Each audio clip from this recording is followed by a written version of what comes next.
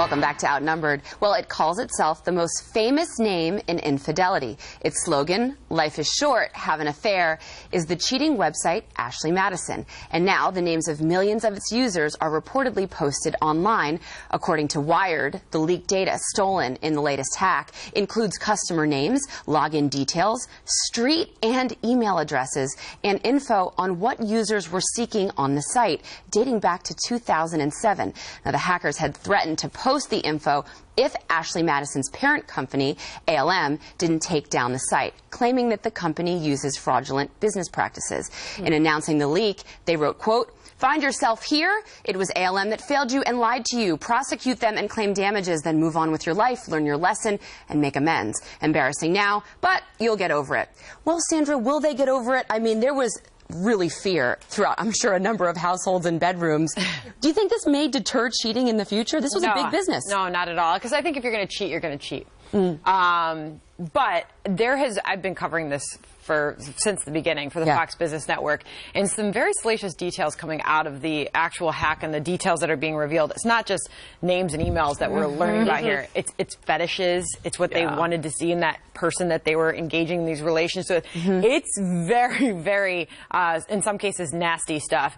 By the way, Wired Magazine, who's been also doing some extensive reporting on this story, revealed that when they got a look at the email addresses, that 15,000 of the email addresses were .mil, military addresses, and .gov, military government email Sandra, addresses. is there because I heard that there was going to be correspondence between not just names and like, I like this or I like that, but also actual correspondence between the two parties.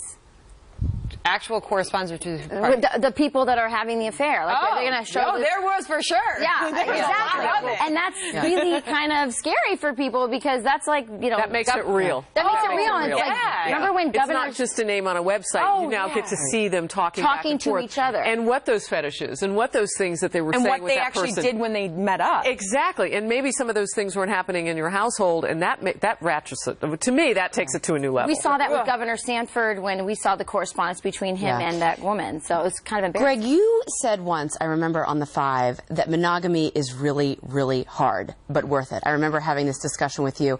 And before everyone starts to gloat, like if they're not on this website, isn't everyone in a little bit of danger by hackers nowadays? I mean, we see everything getting hacked. So before you say, well, I wasn't on that website, we could all have things leaked about us in our emails that could be embarrassing. What's way worse than this was the hacking of the federal government with all of those secret files that people who have taken that security clearance test, millions. Now you cross-reference this with if any of them were on Ashley Madison, you have millions of people that you can extort. But this is a really good time for people named John Smith.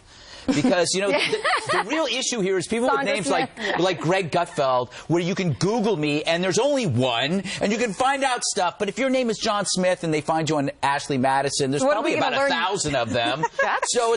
So it's great. If you cheat, you they can match your address, though. No, I'm saying that if you have change your name to John Smith, that's the solution here. They match your address, though. They match your address. Thank God I live in a trailer. Just don't cheat. Harris, just don't cheat.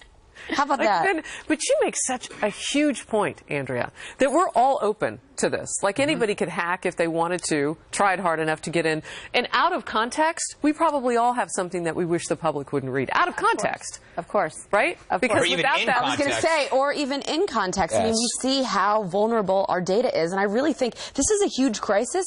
And people in this country don't even realize that this crisis is happening. Maybe the good news is we find out that everybody's weird. No, everyone's dysfunctional. Suddenly realize everybody's got something odd in their background, and then we have this National Day of Forgiveness, where we go, you know what? I don't care about what happened in your past. I don't care if you like to dress up. I don't care if you have a tail. I think it goes way beyond that. On a very serious note, I think it teaches us a lesson how vulnerable we all are to this. Oh yeah, we absolutely. And it goes back to the old grade school saying, you know, never say anything on paper to anybody else that you wouldn't see that person's face. But I don't feel return to the oral legend where we talk to each other, and also go to singles bars. Yeah. Who needs online? I don't know. By the way, Greg, if we're all leaked about being weird, that benefits you. That's you still my are the point. weirdest, though. All right, a major brawl at a joint practice between the St. Louis Rams and the Dallas Cowboys. And look at this. It got pretty ugly. Fans almost caught up in the melee. So does it hurt the NFL's image and show a lack of control? Or is it a case of boys just being boys, albeit pretty big boys?